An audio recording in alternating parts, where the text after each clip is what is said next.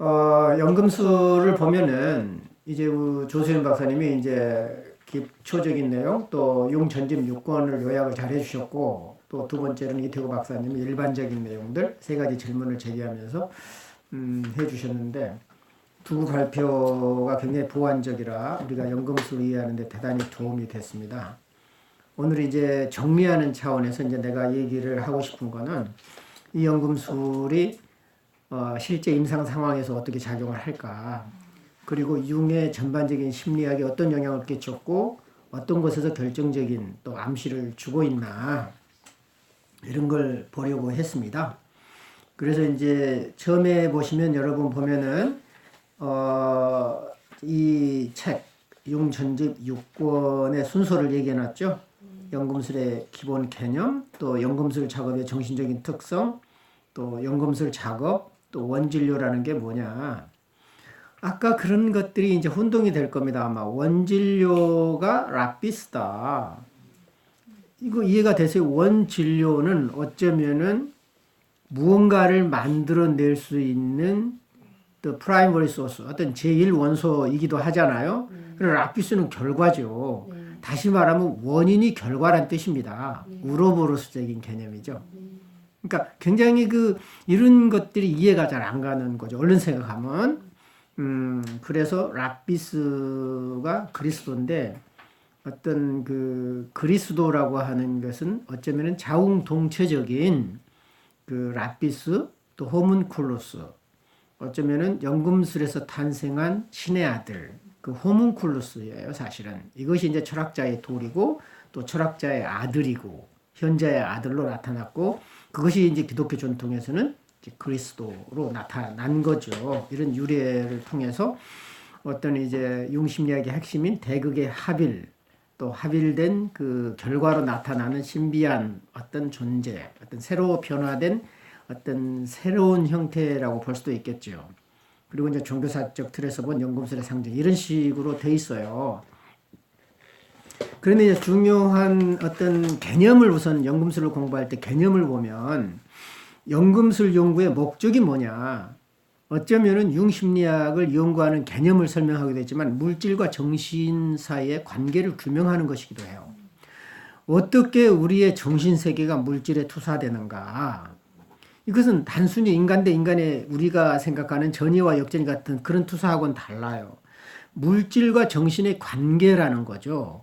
이것도 투사로서 이루어지거든요. 그러니까 이제 어쩌면은 우리의 정신세계는 보이지 않죠. 근데 그 정신세계가 어찌 목표를 지향하고 있거든요. 그 목표를 지향하는데 그 정신세계가 그 목표를 완수할 때는 물질세계가 어쩌면 필요하지 않을 겁니다, 아마. 그러니까 정신세계로 이제 계속 효과가 나타나면은 굳이 물질세계를 드러나지 않아도 되는데, 이 정신의 영역이 잘 흘러가지 못하거나 아니면 그 지향점에 도달하지 못했을 때 보이는 물질세계로 변화한다는 거죠. 이것이 바로 리비도의 변환이기도 해요. 그래서 이제 어떻게 이 정신세계가 자기가 지향하는 바를 이루기 위해서 물질로 투사된다는 거죠. 그러니까 어찌 보면은 정신에너지의 변환이 투사로 나타난다. 이제 이런 개념으로 여러분들이 이해를 할 필요가 있습니다. 그래서 그 물질에 투사된 정신세계, 즉 무의식이라고 볼 수도 있죠. 우리 무의식의 세계가 물질로 투사될 때 우리는 눈에 보이니까 캐치하기 쉽다는 거죠. 다시 말하면 무의식의 세계가 의식 차원으로 변환되는 그 리비도의 변환이 일어날 때야 비로소 우리는 인식이 가능해지기 때문에 오히려 굉장히 이제 도움이 된다는 거죠. 정신의 온전성을 향해 가는데 도움이 되는 거예요. 그것도 자연적인 현상이고, 그래서 물질에 투사된 정신세계가 곧 무의식이라면 그 내용을 연구하는 거다. 이것은 뭐냐면 연금술에서 안에 있는 것은 밖에도 있다. 그런 내용하고 똑같아요. 우리 안에 있는 즉 정신의 것들은 밖에도 있다는 거죠. 하나의 유비적인 관계이기도 하고, 또 이제 융이 말하는 원형과 어떤 원형상 그리고 현재의 우리의 경험과 매치되기도 한다. 이런 차원에서 융의 연금술을 이해를 해야 된다. 사실은 정신과 물질의 관계에서도 많이 이제 적용된다는 거죠. 그래서 이제 연금술과 관련된 용어들을 우선 살펴볼 필요가 있어요. 연금술은 어디서 나왔죠? 야금술에서 나온 거죠. 이것은 이제 야금술에서 나왔다라고 하는 철을 재련하는, 그리고 이제 거기서 철을 재련한다라고 하는 것은 변형을 이루는 과정이고 리비도의 변환이고 재탄생을 의미해요. 철을 재련해서 새로운 것으로 탄생시키는 거고, 또 뭐 그대로 탄생시키는 것이 아니라 때로는 다른 물질로도 탄생이 되고 그렇지 않습니까? 그래서 이제 철을 재련하기 위해서는 야금술이 있었고 또 거기에서는 대장장이가 있습니다. 그래서 연금술의 선조는 야금술이에요. 그리고 연금술사의 조상은 대장장이라는 거죠. 이제 이런 부분들을 보면은 우리가 이제 엘리아데가 얘기하는 즉 야금술과 대장장이, 그리고 태초의 바위, 그리고 또 하늘에서 떨어지는 운석, 이제 이런, 또 그것은 어떤 모성의 근본되는 모체, 그리고 어떤 그 광석이 자라나는 어떤 무생물과 생물의 구별 없음, 이제 이런 것이 기초가 됐을 때 연금술이 이해가 되는 거지, 이런 그 이해 없이 연금술을 이해하려고 하면 아주 어려워요. 아이고 왜 이거 해야 되지? 근데 내가 말한 대로 이런 과정을 쭉 인류의 역사 속에서 보면 아, 연금술이 이렇게 해서 탄생했구나. 야, 얘는 한두 마디만 좀 더 했어도 상당히 도움이 됐겠다 하는 생각이 듭니다. 오케이? 그래서 이제 이것은 결국은 대장장이들이 갖는 어떤 최초의 야금술사들, 어쩌면 이제 연금술사의 조상이죠. 이들이 생각했던 것은 결국은 그 광석, 하늘에서 떨어진 거예요. 그것은 어떤 모든 어머니의 어머니, 어쩌면 이런 거예요. 그래서 모체로서의 광석, 이게 라피스인 거예요. 그리고 그 광석은 곧 식물이기도 해요. 거기서 자라고, 광석은 또 소금이 이제 그런 역할을 하죠. 액체와 또 녹으면 또 이제 물이 되고 또 이제 광석으로서 있는. 그래서 결국은 변신시키는 자가 이제 그 마법사고 결국은 이제 연금술사인 거죠. 여기서 이제 탄생한 것이 난쟁이입니다. 난쟁이. 난쟁이의 개념, 호문쿨루스, 인조인간, 또 메르쿠리우스. 이것은 모든 물질의 기본이 되는 에테르이기도 하고 제1원인이기도 하고 원진료라고도 하죠. 이것은 뱀이나 용의 형상으로 나타나는데 이 뱀과 용은 변환의 상징이기도 해요. 그리고 극단적인 대립이에요. 죽음과 생을 아주 적나라하게 보여주는 그런 것이기도 하고 치명적인 죽음을 주기도 하고 결정적인 생명을 주기도 해요. 뱀과 용이. 그리고 스스로를 먹고 키우고 존재하게 하는 우로보로스적인 그런 것이 있기 때문에 이것이 정신세계다. 결국 이게 정신세계인 거예요. 어찌 보면. 우리 정신세계가 그렇게 되어 있다. 스스로 먹이는 거죠. 그리고 그렇게 보면 이제 물은 곧 불인 거예요. 왜? 이게 이제 그 연금술의 과정하고도 같은데 이게 이제 물 끓이면은 이제 수증기가 되잖아요. 그래서 그 수증기가 불이에요. 불로 인해서 나타나는 수증기고 그것도 수증기를 식히면 물인 거예요. 그래서 물이 곧 불인 거죠. 자웅동체 그리고 우로보로스적인 이런 개념들. 근데 연금술을 이해하는 데 있어서의 중요한 개념들을 일단 나열을 해봤어요. 그러면 상당히 도움이 될 거다. 오케이? 그래서 이제 연금술의 기본 개념을 본다면 이제 연금술 용기 플라스크죠. 이것은 결국은 이제 원진료, 아까 말한 라피스, 그 현자의 아들이 이제 호문쿨루스, 결국은 어떤 수은과 유황, 소금의 결합으로 나타난 어떤 생명체이기도 하고 그것은 원진료의 결합이기도 하고 원진료 그 자체이기도 해요. 어쩌면. 그래서 눈에 보이지 않는 원진료가 눈에 보이는 리비도의 변환이 일어난 현상들을 또 보여주는 거거든요. 그래서 이제 이것은 또 모체이기도 하고 그 플라스크 안에 그 플라스크 자체가 자궁이기도 하고 그러면서 이제 그 안에서 이제 제일 원인으로 이제 메르쿠리오스가 있죠. 물이면서 동시에 불인. 그래서 이제 두 번째 연금술 작업의 정신적인 특성을 보면 연금술은 항상 두 사람, 해와 달 그렇게 나타나죠. 또 남성과 여성 자웅동체로서 새로운 것을 탄생시키는 과정으로 묘사되죠. 처음에는 따로따로 있다가 나중에는 하나로 합쳐지는 연금술 그림 보면은 합쳐지기도 하고 머리가 합쳐지기도 하고 다리가 합쳐지기도 해서 나중에 이제 위아래 또 합쳐지기도 하잖아요. 현자의 장미원에 보면 이제 그러면서 이제 목욕하고 정화하고 또 기화해서 비둘기가 또 탄생하는 이런 식으로 현자의 장미원에서는 그려집니다. 결국은 뭐냐? 연금술의 원리는 1 플러스 1은 1이에요. 이게 이제 신비한 합일인 거죠. 우리는 1 플러스 1을 2로 알고 있거든요. 그렇지만 1 플러스 1인데 그 나중에 1은 이 둘의 합친 것이면서도 더 독특한 하나의 하나로서의 일이기도 하고, 둘이 아니면서도 둘인, 이제 마치 삼위일체 원리하고도 같아요. 3이면서 3이 아니고 하나. 그런다고 또 일반 낱개 하나가 아닌. 그래서 이제 이것을 A1 플러스 B1은 C1이 되는 거다. 이것은 이제 어떤 의미냐면, 이제 이 O라고 하는 거, 내가 이제 비혼의 언어로 지금 이거 바꿔 본 겁니다. 작은 O고, 이제 C 다음에 O는 큰 O이기도 하고, 또 이제 만약에 이제 융으로 한다면 S 이제 그 셀프의 소문자, 그러니까 AS 소문자 플러스 BS 소문자 이코르 C 대문자 S가 되는 거죠. 이제 그래서 이제 융의 언어로 말하면 그렇고 비혼의 언어로 말하면 O라고, 작은 O냐 큰 O냐.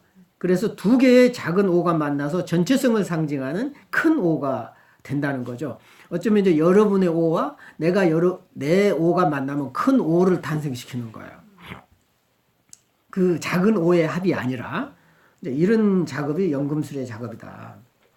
모호한 것으로 모호한 것을 해결하라. 비합리적인 것은 비합리성으로 풀어내라는 거죠. 아이들을 치료할 때 아이들의 언어로 치료해야지 어른의 언어로 치료하면 안 된다는 뜻입니다. 다시 말하면 이것은 이제 정신분열 환자에게도 적용되는 건데, 정신분열 환자들은 무의식에 잠식되어 있는 상태죠. 그러면 그 정신분열 환자 치료법은 무의식적인 언어로 치료를 해야지 의식적인 언어로 치료가 안 된다는 거죠. 똑같은 거예요. 환상의 세계에서 어쩌면 환상의 언어로 그 해결을 하고 치유가 일어난다. 이제 이런 것하고 유사한 건데, 거기 보시면은 미지의 것, 즉 초월적인 것은 미지의 것을 통하여, 초월적인 것은 초월적인 것으로 해결을 해야지 유한히 초월을 이해할 수가 없어요. 결국은 이제 어떤 융이 말하는 투사라고 하는 건 뭐냐? 내가 아까 얘기했듯이 어떤 개인적인 어떤 경험, 나한테 한정되어 있는 그런 경험이 보다는 내가 경험했지만 우주적인 경험이에요, 사실은. 어떤 개인적인 경험과 보편적인 경험이 일치하는 순간에 투사가 일어난다는 거죠. 그래서 이것은 개인적이라고 하기는 어렵다는 거예요. 개인이 투사를 했지만 사실은 개인에 국한되는 경험이 아니라 어쩌면은 원형적인 경험이고 원형상의 투사한 거죠. 이거는 뭐냐? 물질과 정신이 관계를 이루는 시점에서 일어나는 거고, 그때 물질은 정신이 되는 거예요. 인격이 되는 거죠. 물질로 남아있지 않아요. 다시 말하면 물질 안에는 혼과 내가 만나는 거죠. 그래서 연금술에서는 그 혼을 해방시킨다라고 하는 것은 그 물질 안에 있는 혼이 해방될 때 나하고 만나는 인격적인 대상이 된다는 거예요. 이제 연금술이 이해가 되죠. 왜 물질 안에 있는 혼을 해방시켜야 되는가? 그 물질을 살아있는 인격체로 만들어야 된다는 거죠. 이게 이제 고대인들의 애니미즘 사상이에요. 정령신앙이죠. 모든 세상에 만물에 신이 깃들어져 있고 만물 자체가 신이라는 거죠. 그럴 때만이 대화가 되는 거예요. 인격적인 만남이 되는 거야. 근데 오늘날의 사고방식으로 보면 이게 무슨 다신론적이다 뭐 이렇게 비판할 수 없는 거죠. 어찌 보면은 그 고대인의 세계관이고 고대인이 어떻게 사람들과 우주 만물과 모든 어떤 산천초목과 만날 수 있었느냐. 그 안에 있는 혼을 봤기 때문에 그렇고, 그 혼을 해방시켰고, 그 혼과 나와 1대1의 정당한 그 관계 설정을 할 수 있는 능력이 있었다는 거죠. 그게 정령신앙이에요. 그리고 내가 이제 그 동화를 분석할 때, 꿈을 분석할 때 그 이미지에 혼을 불어넣어라. 그 얘기 했죠. 내 혼을 불어넣어서, 성경에서 보면은 마치 그 하나님이 창세기에 보면은 그 흙으로 사람을 만들어서 혼을 불어넣었을 때 생명이 됐다고 해요. 똑같은 거예요.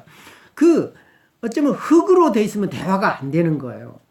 생명, 살아있는 영을 불어넣은 거죠. 이것이 이제 혼을 불어넣기예요. 이것은 고대인들에게는 굉장히 자연스럽게 일어났던 현상인데 우리는 안 돼요. 현대인들에게는. 여러 가지 교육이 망쳐버렸어요.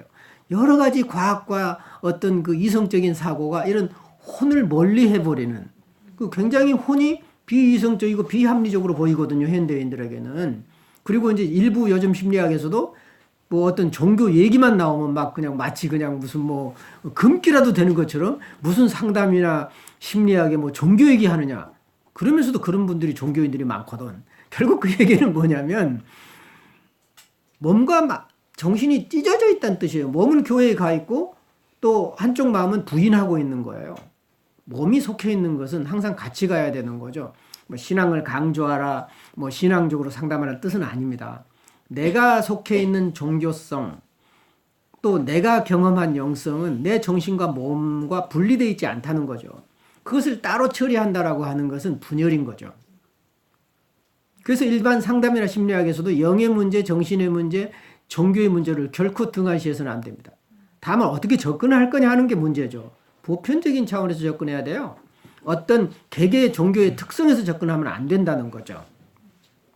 어떤 인간이 갖고 있는 기본적인 영성이라고 하는 차원, 정신성이라고 하는 차원, 또 유한성과 초월성을 통합하는 그런 차원에서 접근을 해야 된다는 거죠.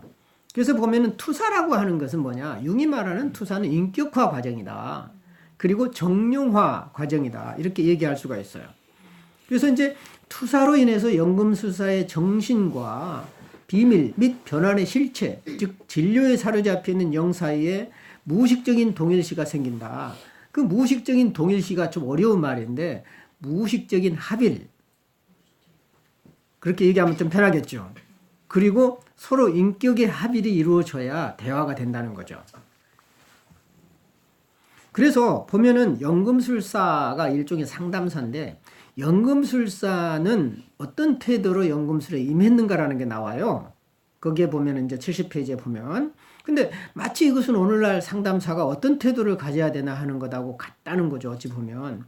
첫째, 거칠고 경직된 정신을 지녀서는 안 되는 거죠. 자기가 나는 뭐 융 전문가야. 난 프로이디안 전문가야. 난 인지행동주의야. 나는 게슈탈트인데. 나는 뭐 중독 전문가야. 뭐 어떤 부분에 대해서 전문성을 가질 수는 있지만 그것으로만 상담할 수는 없는 거죠. 인간의 정신세계는 굉장히 다양한 거죠. 그래서 그런 일방성에서 탈피하라. 또 그런다고 해서 뭐 잡탕으로 이것저것 자꾸 짬뽕해가지고 하는 뜻도 아닙니다. 나름대로의 그 이론적인 기반이 분명히 있어야 돼요. 그러면서 그것을 또 비판하고 다른 것을 통합할 수 있는 능력도 있으라는 뜻이지 이것저것 조금씩 가져다가 통합치료를 해가지고 하는 것은 대단히 위험하다. 기준이 없어요. 다시 말하면 통합치료는 자기 검증이 없어요. 굉장히 위험하다는 거죠. 어떤 자기 검증이라고 하는 것은 완벽하지는 않지만 적어도 크게 빗나가지 않는 거예요. 왜 자격증이 필요한가? 그 어찌 보면 국가 자격이든 무슨 이제 대표적으로 이제 의사 면허증이 상당히 어렵잖아요. 제일 어렵잖아요. 그리고 의사가 되면 알아주잖아요. 다 실력이 있어서 알아주나요? 의사라 그러면 공부 많이 하나요? 많이 한 의사도 있고 그렇지 않은 똘파리도 있어요, 솔직히. 그런데 왜 의사를 존경하느냐? 힘들고 어려운 과정을 통해서 실수를 줄이고 적어도 크게 빗나가지 않게 하는 목적이 있어요. 모든 의사를 다 학자고 모든 의사를 최고 의사로 만들 수 없어요. 그리고 공부 안 하고 무사 안일주로 있는 의사들도 솔직히 있어요. 그렇지만은 적어도 의사의 면허증을 받을 때까지 교육시키는 것은 뭐냐면 최소한 사이비를 줄이고 최소한 위험 상황까지 안 가게 하는 안전장치로 훈련을 시키는 거예요. 그러니까 예를 들면 이제 우리가 그 정신진단 편람 있잖아요. DSM-5 같은 것도 의사들이 반드시 거기에 근거를 해야 되는데 왜냐하면 의사가 약을 처방할 때 바로 그 코드를 집어넣게 돼 있단 말이에요. 진단 편람에 코드를 넣어서 이제 약이 처방이 되는데 적어도 이러이러한 증상에서는 이렇게 한다 그러면 모든 사람이 다 거기에 맞는 건 아니에요. 모든 사람이 맞는 건 아니지만 최소한 크게 실수하지 않는 것을 방지한다는 거죠. 그러니까 그런 의미가 있어요. 그래서 모든 것을 통합하는 것이 좋은 것만은 아니고 어느 하나에 매여 있는 것도 좋은 것이 아니에요. 적어도 최소한의 자기 검증을 할 수 있는 무기는 있어라. 이제 우리가 융심리학을 공부하는 게 바로 그거예요. 이것이 완벽해서도 아니고 최고도 아니에요. 적어도 다른 것에 비해서 상당히 보편성을 가졌다고 나는 생각해요. 융심리학은. 약간의 물론 특수한 편견도 있긴 하지만 특히 아니마 아니무스 개념은 그 성차별의 논란이 많이 일고 있어요. 그리고 이제 여성들이 싫어하는 경우도 많이 있어요. 물론 융은 그런 의도는 아니었지만 이제 이런 문제가 있음에도 불구하고 비교적 그 원형의 개념이 보편적인 것을 추구해요. 이것이 보편성이라고 하는 것은 지나치게 특수화되는 것을 막아주거든요. 이런 부분들이 오류를 적게 만들 수 있어요. 하여간. 그래서 이제 그런 어떤 기준을 가지고 어떻게 하면 다양한 어떤 통찰력을 내가 이제 그 수용할 수 있겠는가라는 것은 자신의 역량에 달려있다. 이럴 때는 일반성을 지니면 안 되고 개방성. 내가 이제 끝에 얘기했죠. 개방성이에요. 모든 상담사들이 가져야 할 제1 덕목은 개방성이에요. 어렵죠, 사실은. 두 번째, 탐욕스러우면 안 돼요. 물욕, 시기, 질투, 탐욕이 있어서는 안 돼. 상담사들이 많아요, 탐욕이. 어떻게 나타나냐? 그 내담자를 지배하려고 하는 탐욕. 그리고 자신을 떠나가게 하지 못하게 하는 탐욕. 돈을 벌려고 하는 탐욕. 물론 돈도 벌어야 되겠죠. 그렇지만 내가 돈을 번 이상으로 돌려줄 수 있어야 돼. 어찌 보면. 다시 말하면 생명의 교감이 있어야 돼요. 우리는 정신을 사고 팔고 할 수는 없어요. 우리가 돈으로 측량을 해서 만약에 우리의 정신세계를 사고 판다면은 그건 거짓이죠. 우리가 팔 수 있는 거는 기술은 팔아먹을 수 있겠죠. 근데 정신세계는 기술로 되지 않기 때문에 팔아먹을 수 있는 대상이 아니라는 거죠. 자족해야 돼요, 스스로. 상담사는 자족해야 돼요. 실패해도 좋고 성공해도 좋아요. 왜? 그것은 내 일이 아니야, 어찌 보면. 굉장히 무책임한 일인지도 모르지만 적어도 어떤 상담자와 내담자 사이의 역동의에서 어떤 라피스의 탄생을 하면 그나마 다행인 거예요. 그렇지만 그것을 탄생시키지 못했을 때는 그걸로 자족하는 거예요. 혼자만에 이루어지는 것이 아니거든요. 이런 부분들. 스스로의 자족성이었기 때문에. 나는 융은 이제 모든 심리적인 질병의 원인은 일방성에 있다고 그러지만 나는 다른 말로 말하고 싶어요. 자족하지 않을 때 모든 병은 와요. 이 자족하지 않음의 대표적인 현상은 시기와 질투와 탐욕으로 나타나요. 구체적으로 나타나는 것은 시기와 질투와 탐욕으로 나타나요. 자족하지 않아. 스스로 만족하지 않아. 그럼 스스로 만족한 사람이 얼마나 있겠어요? 뼈를 깎는 고통으로 스스로 만족해 보려고 조금 노력할 뿐이지 우리가 무슨 만족이 어디 있어. 그리고 내가 스스로 만족하라는 것은 모든 욕망을 포기하라는 게 아니에요. 욕망이 없으면 뭘 하겠어요? 욕망은 열정의 근원이기도 하잖아요. 그 열정이 없으면 뭘 하겠어요? 그렇지만 내가 자족하라고 하는 것은 그 열정마저도 내가 가지고 있는 열정에 자족하는 거예요. 어찌 보면 그 내가 가지고 있는 그 모습을 있는 그대로 수용하는 것이죠. 자족이라고 하는 것은. 주어지면 주어진 대로 없으면 없는 대로 이러기가 너무 어렵죠. 그래서 그걸 인정하는 것은 자기 한계성을 인정할 때 자족이 오거든요. 그 누구도 자기 한계를 인정하려고 하지 않아. 이게 문제인 거죠. 그래서 자족하지 못하기 때문에 아프다. 자족한 사람은 항상 감사해. 항상은 아니지만 최소한 가끔이라도. 근데 자족하지 않는 사람은 감사란 감을 잊어버려. 몰라. 감사가 뭔지 몰라. 자기 해줄 때만 감사해. 항상 give and take이야. 응? 내가 10개를 줬는데 상대방은 하나를 주네. 감사할 줄 알아야 돼. 그리고 내가 10개를 줬는데 하나도 안 주네. 근데 지 혼자 잘 사네. 그것도 감사할 일이죠. 나한테 안 줘도. 되돌려주지 않아도. 그 감사라고 하는 것은 give and take이 아니야. 주거니 받거니가 아니거든, 감사는. 자족에서 나온다는 거죠. 응? 세 번째, 우유부단하고 변덕스러운 정신의 소유자가 돼서는 안 된다 그래요. 일관성이 있어야 돼요, 사실은. 이것을 이제 항상성이라고 표현하죠, 되게. consistency. 예측 가능한 사람이 되라는 거죠. 예측 가능해야 돼. 아, 나는 신기해요. 우리는 사람을 완전히 알 수 없어요.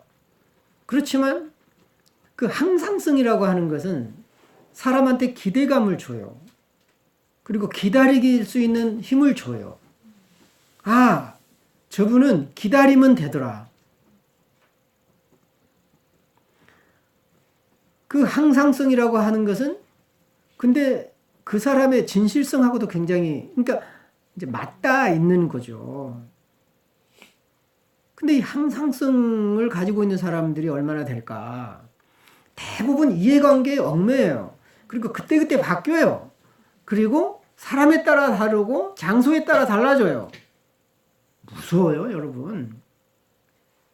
예를 들어서 여러분이 나한테 대하는 모습과 나 아닌 다른 사람한테 대하는 모습이 같을까요? 비슷할까요? 가끔 생각해 보십시오. 여러분이 직장의 상사를 대하는 모습이나 부하 직원을 대할 때 모습이 같을까요? 아니면 여러분이 공부할 때 모습이나 바깥의 모습이나 아니면 가정에서 모습이 같을까요? 다를까요? 본인도 몰라요. 자동으로 나오니까. 자동으로 나옵니다. 귀신 같아요. 어떤 사람은 너무 잽싸. 긍정적인 면은 뭐죠? 적응력이 너무 뛰어난 거죠. 너무 잘하는 거예요. 귀신 같아. 근데 이 항상성이 있는 사람은 멍청하고 바보 같아요. 왜냐하면 윗사람한테 좀 잘 좀 알랑알랑 하면은 좀 손해 안 볼 텐데 그러지 못한 사람들 있잖아요.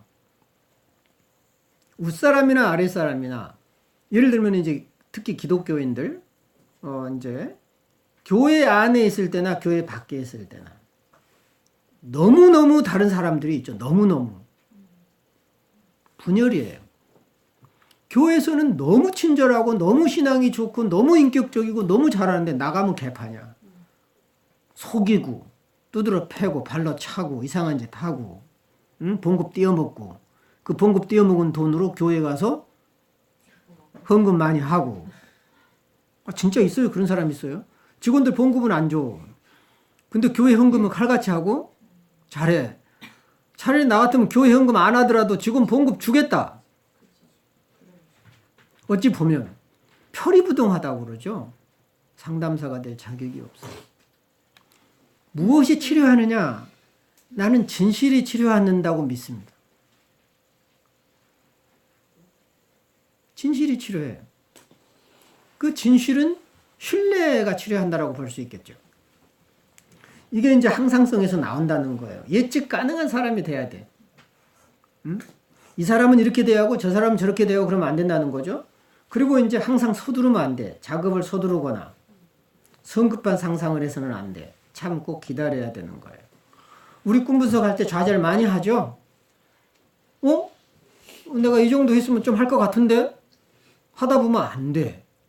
그래가지고 막 얼마나 여러분들 많이 그냥 막 분노와 짜증과 막 그냥 막 신경질 냈어요. 내 앞에서.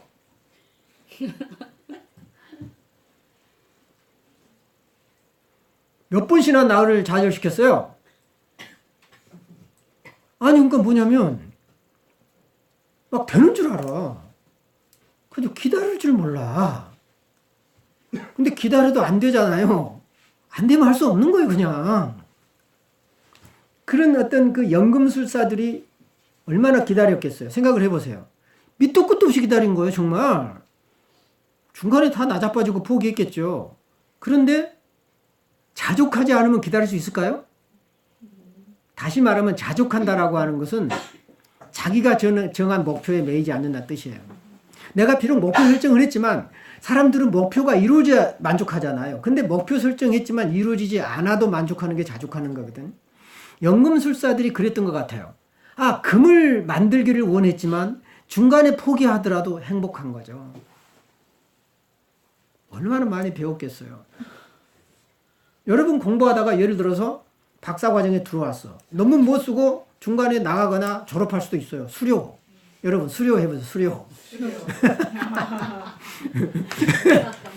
근데 우리 이 박사님도 수료할 뻔했잖아, 그치? 그리고 수료를 끝내려고 얼마나 바둥거렸어. 그리고 내 앞에서 논문 안 쓰겠다고 막 신경질 내면서 막 대들었어요. 근데 그대로 둬야 됐었는데 내가 막 기어이 막 모가지 끌어가지고 이게 졸업하도록 했잖아요. 아, 그것도 내가 힘이 있을 때 얘기지. 이제 힘이 없어요. 어찌 보면 정말 목표는 다 잘 되고 졸업도 하고 뭐 학위도 받고 그러면 좋지만 그렇지 못해도 상관없다는 거죠. 어찌 보면 그 과정 자체가 좋으면 너무 감사한 거예요. 그 기간까지 같이 있었을 때가 좋았고 그러면 된 거지. 그러니까 그 목표에 매일 필요는 없다는 거죠. 연금술사한테서 배운 게 그거 같아요. 우리 상담사도 그래요. 아, 내담자가 잘 되고 치료 잘 되면 좋죠. 그런데 안 돼도 그 과정까지가 감사하면 되는 거 아니겠어요? 그 다음은 자기 영역이 아닌 거죠. 이런 부분, 개방성, 스스로 만족하는 자족성, 목표에 매이지 않는, 그리고 일관성 있는 항상성, 예측 가능한 인물이 되라는 거죠. 그 다음에 인내성. 예측 가능한 인물이 되면은 이익이 될까요? 손해가 될까요? 굉장히 손해죠. 예측 가능하면요, 사람들이 안 씁니다, 잘. 왜? 자기 손아귀에 들어오지 않으니까. 예측 가능하다는 얘기는 그 사람의 나름대로의 심지가 있을 때 예측 가능해요. 사람들 좋아하지 않아요. 왔다리 갔다리 해야 좋아해. 근데 자기 심지가 있는 사람을 사람들은 좋아하지 않아. 왜? 자기가 부리기 힘드니까. 그러니까 힘든 것만 얘기하는 거예요. 개방적이기도 힘들고, 스스로 만족하기도 힘들고, 항상성을 유지하기도 힘들고, 인내는 진짜 힘들어. 이 힘든 덕목을 갖춰야 된다. 그래서 이제 작업의 시작은 상담 초기에서 일어나는 어려움과 슬픔은 떠오르는 새벽빛에서 야기된 정신의 끔찍한 암흑이다. 와우, 정말 대단한 거야. 그러니까 상담자와 내담자가 만났을 때 그 흑화 상태는 앞으로 떠오르는 그 새벽빛이 온다라고 하는데 그 새벽빛이 오기 전에 겪는 끔찍한 암흑이라는 거야. 응? 그 끔찍한 암흑의 시간을 견뎌내면 이제 새벽빛이 온다는 거죠. 그래서 이제 상담자는 내담자를 통해서 뭐죠? 정신의 근원적, 즉 원형적 그림자를 함께 경험하게 돼요. 자, 이게 뭔 말이냐면 아까 이제 이은희 박사님이 물어봤죠. 아하, 어떻게 그 상담 현장에서 그림자를 경험하고 어떻게 내담자와 함께 퇴행할 거냐. 내담자의 그림자 속에는 개인적인 그림자도 있고요. 원형적인 그림자도 있어요. 섞여 있어요. 그러니까 대부분 개인의 경험이라든가 개인의 정신적인 문제로 오지만 거기에는 모든 인간이라면 고통받을 수 있는 그런 보편적이고 원형적인 요소도 같이 있다는 거죠. 그렇기 때문에 그 개인적인 것처럼 보이지만 보편적이고 원형적인 그림자는 나의 그림자가 동일한 거죠. 그렇기 때문에 상담자의 원형적 그림자를 자극해요. 물론 이제 아픈 그 모양은 다르지만 어떨 때는 이제 개인적 그림자가 유사할 때도 있지만 대부분 그 원형적 그림자가 이제 공유되면서 겹치면서 상담자를 자극하는 거죠. 그래서 그림자를 함께 경험해요. 그때는 개인적인 그림자보다는 원형적 그림자예요. 이게 좀 다른 거죠. 일반 상담하고 보는 관점이. 일반 상담은 개인적인 그림자에 공감하고 그 개인적 그림자를 내가 경험해보고 이러면서 이제 동일시되고 함께 정서를 나누라고 얘기를 하지만 내가 얘기한 좀 달라요. 그 사람의 고통과 똑같은 고통이 나에게도 있는데 그것을 발견하지 못하고 있을 때 그러니까 내담자의 그림자를 통해서 내 고통을 발견하게 된다는 거죠. 나의 그림자를. 그러니까 내담자 것이 아닌 거죠. 그때는. 이미 상담자 것인 거예요. 그거는. 상담자 문제인 거예요. 그 문제는. 이때 그 투사된 원형적 그림자라고 그랬어요. 내는 어떤 개인적인 그림자가 아니고 개인의 경험에 파생된 병리적인 그런 것이 아니라 원형적 그림자가 투사된다는 거죠. 그래서 투사된 원형적 그림자를 내담자의 개인적 그림자로 환원해서는 안 된다. 이해되십니까, 이거는? 자, 분명히 내담자가 나를 자극했어요. 아, 이것은 내담자 것이려니 하고 그 사람 것으로 돌려버리면 안 돼. 분명히 내담자는 개인적인 그림자로 얘기하고 있는데 내담자도 모르게 원형적 그림자가 숨어서 온단 말이죠. 그러면은 그 원형적 그림자는 바로 상담자 거라는 겁니다. 그런데 마치 그것이 상담자 것이 아니고 내담자 네 거구나 라고 돌려버리지 말라는 거죠. 내 거라는 거죠. 상담자 거라는 거예요. 그래서 이거 굉장히 지금 이 얘기는 다른 책에서나 이런 데 얘기가 별로 안 됐던 얘기죠. 내가 이제 이번에 연금술을 준비를 하면서 그 상담 현장에서 어떤 일이 일어나고 어떤 태도를 취해야 할 것인가를 생각하면서 쓴 말입니다. 이 말은 다른 책에서 나온 말이 아니에요. 어떤 원형적 그림자가 투사될 때 그것을 개인적 그림자로 환원시켜버리지 말라는 거죠. 쉽겠어요? 어렵겠어요? 굉장히 어려워요. 굉장히 어려워요. 자기 한계와 자기 반성이 없는 사람은 절대 못하죠. 그래서 두 인격이 만나서 자연적으로 이루어져요. 흑화 상태는. 자연적인 프로세스죠. 그래서 두 인격이 만나서 자연적으로 이루어지는 흑화 상태는 두 사람 모두 원형적 그림자에 사로잡히게 됩니다. 그 원형적 그림자라고 하는 것은 제3의 영역이기도 하고 두 사람의 공통된 영역이기도 해요. 그래서 이제 흑화 상태에 들어가기 전에 명상이라고 이제 있는데, 명상 상태가 있는데, 깊은 생각이 아닌 내면의 대화를 통해 내면의 타인, 즉, 무의식으로부터 응답하는 목소리와의 생생한 관계를 이루어 가는 거다. 그러니까 어째 보면은 여기서 말하는 깊은 생각이라고 하는 것은 기억에 의한 생각이라든가, 추억에 의한 생각이라든가, 어릴 적 생각이라든가, 배움에 의해서 획득된 지식을 의미해요. 어찌 보면 그런 생각이 아닌 내면과의 진정한 대화를 통해서 이 무의식이 어떻게 응답하는가, 그걸 이제 생각해 보라는 거죠. 이제 돌아보라는 거죠. 그래서 이것을 말한다면 액체와 영화, 승화로 이제 볼 수 있겠다. 그러면 이제 이게 결국은 뭐냐? 두 사람을 묶어주는 것은 제3의 영역이 되고 그 얘기는 두 사람을 넘어서야 된다는 거죠. 연금술, 즉 상담치료에서의 상상은 생명이 있는 육체적인 힘과 동시에 심원적인 힘에서 나온 진한 출출물이다. 그러니까 어찌 보면은 두 사람이 만들어낸 이미지네이션, 상상이라고 하는 것은 육체적인, 물리적인 데서도 나오지만은 깊은 심층에서도 올라온다는 거죠. 진한 추출물이다. 그래서 이제 연금술 과정에서 궁극적인 변화가 일어나는 것은 진료와 정신 사이의 중간에서 발생한다. 이거 굉장히 중요한데 우리가 간과해요. 아, 단순히 투사에 의해서 어떤 정신세계가 물질에 투사된다라고 보면 안 돼요. 어쩌면 연금술은 정신과 물질이 만들어낸 제3의 호문클루스고 라피스예요. 연금술 자체가. 아, 우리 정신세계가 어쩌면은 물질에 투사된 것을 보여주는 것이 연금술이다. 이렇게 생각하면은 오늘날의 과학적인 사고하고 하나도 다를 바가 없어요. 정신세계가 물질세계에 투사돼서 끝나는 그런 현상이 아니라, 아, 이건 동시성의 원리네, 그것이 아니라 그 정신세계가 물질세계에 투사해서 무엇을 만들어내냐는 거죠. 왜 정신세계는 물질세계에 투사돼야만 될까?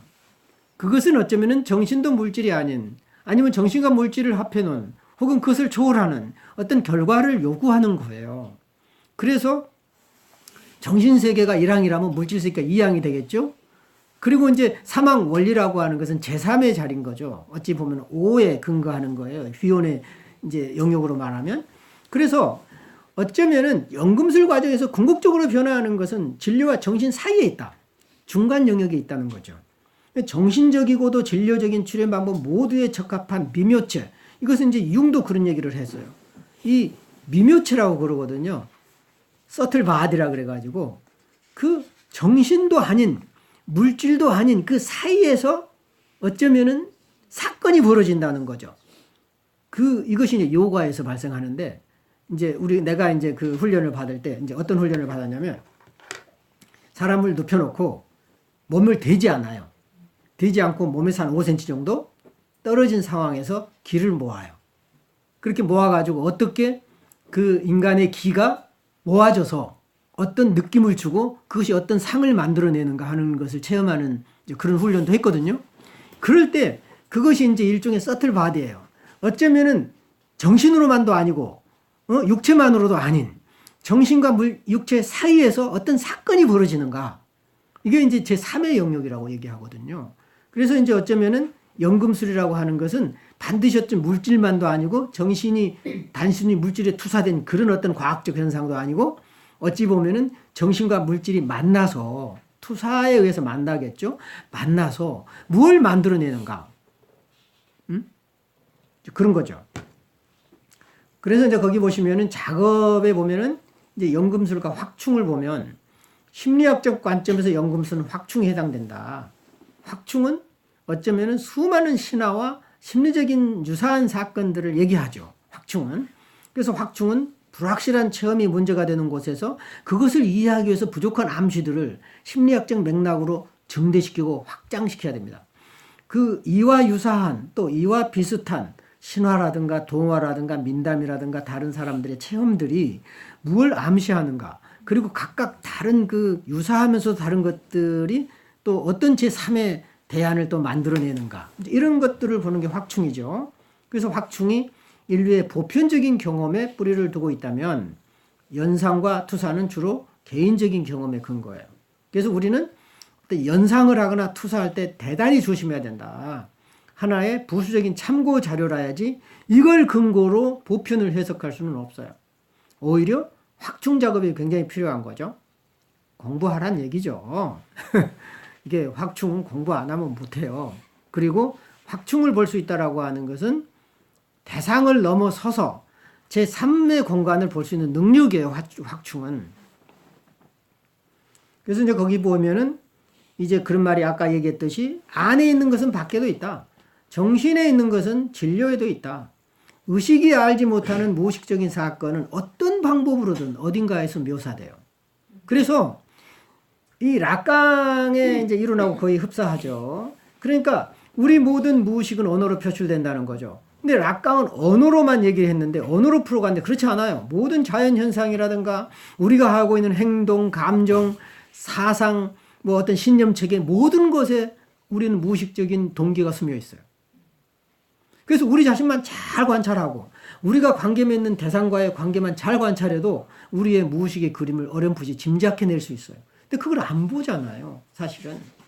그래서 우리 무의식도 몰라요. 예를 들면 꿈이나 환상, 현실 속에서 발생하는 사건들, 그리고 신체화 증상들, 이런 거 보면 이제 무의식을 알 수 있는 거죠. 그래서 이제 연금술사의 구원론은 뭐냐?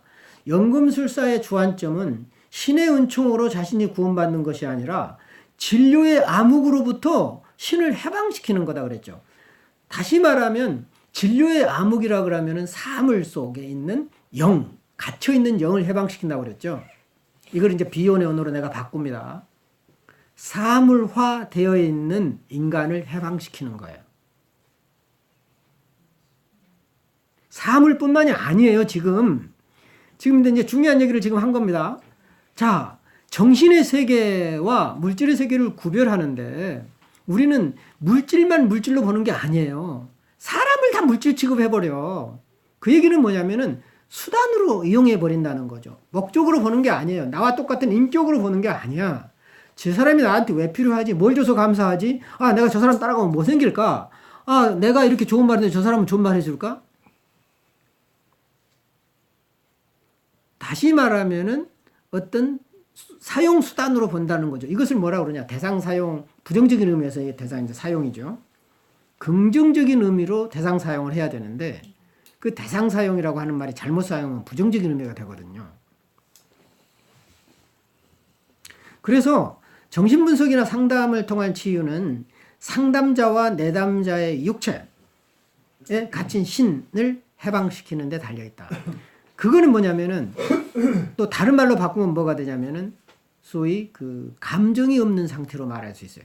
다시 말하면 사람이 무감정화 그리고 정서적인 상태가 죽어있는 상태 이런 상태에서 정서를 불어넣는 것이 아까 말한 애니메이션 작업이에요.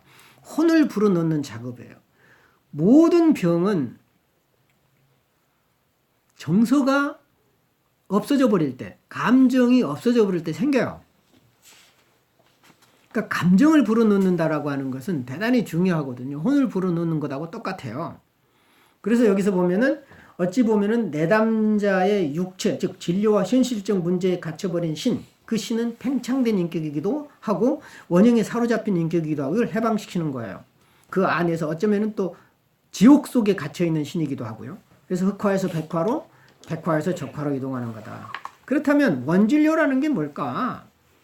프리마 마테리아라고 했는데 이것과 관련된 용어들은 케아스, 혼돈이에요.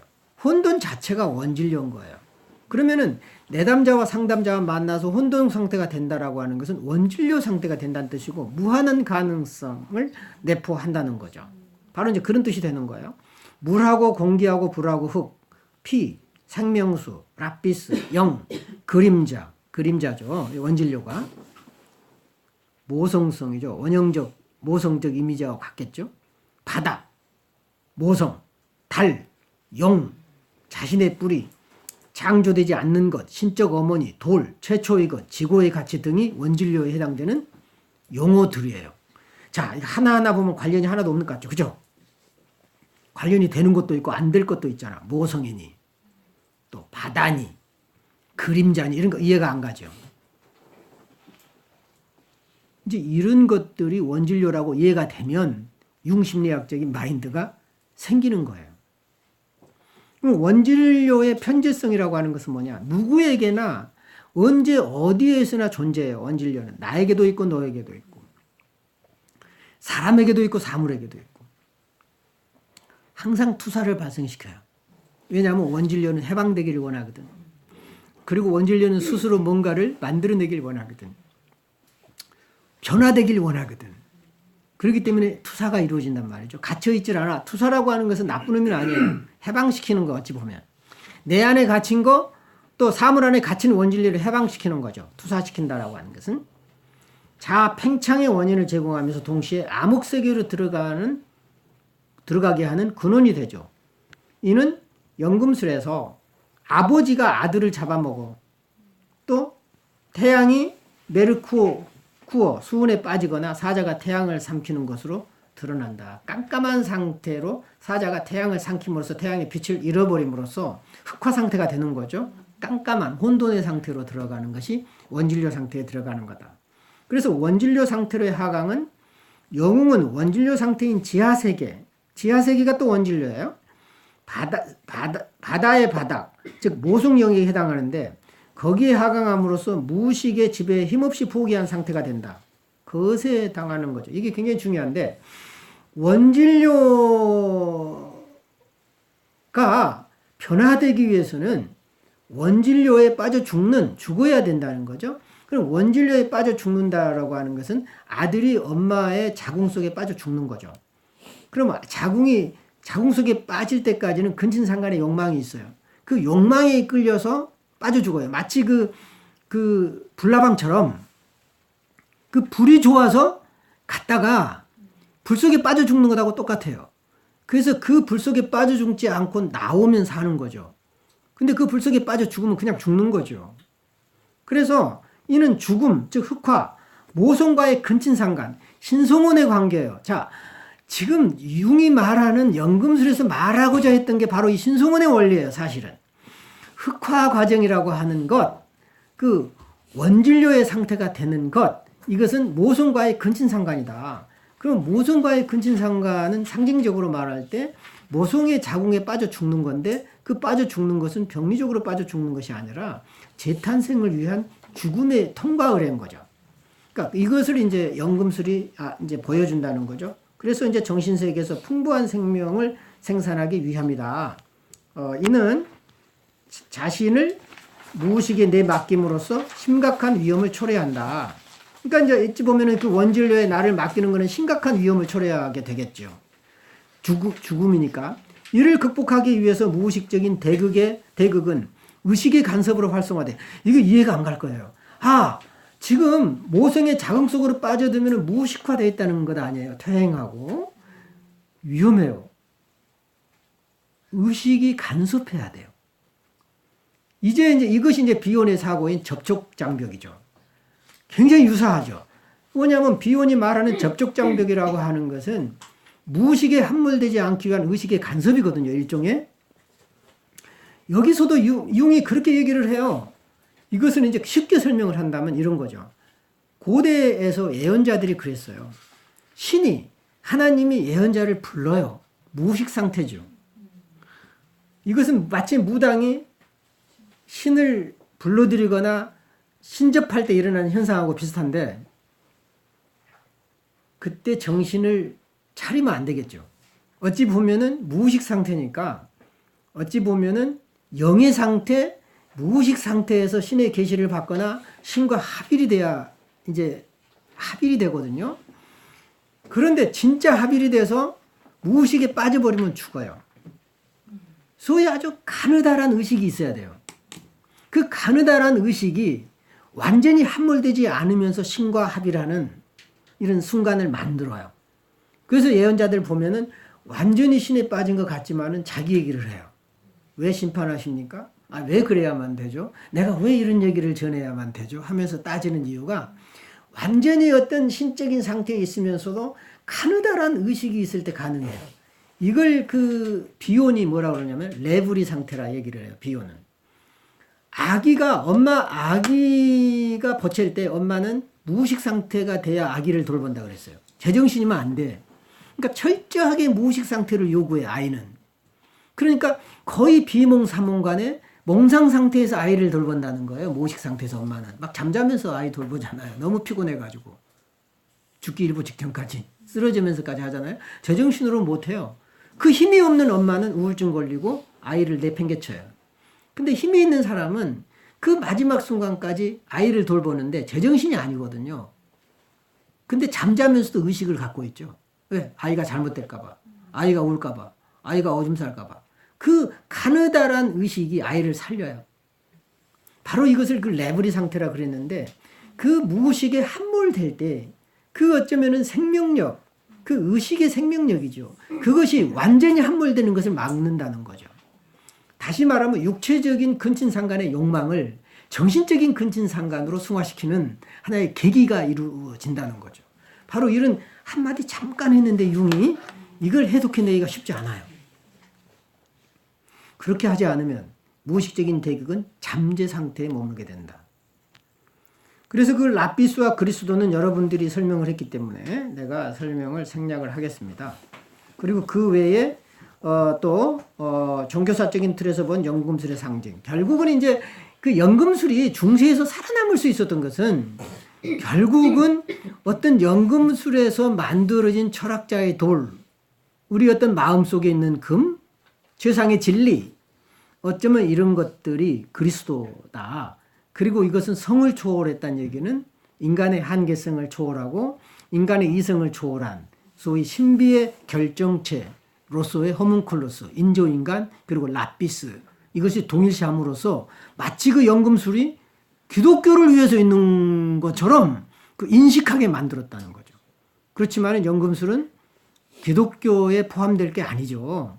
어찌 보면은 이제 그 기독교의 비유를 연금술이 맞춰준 거죠.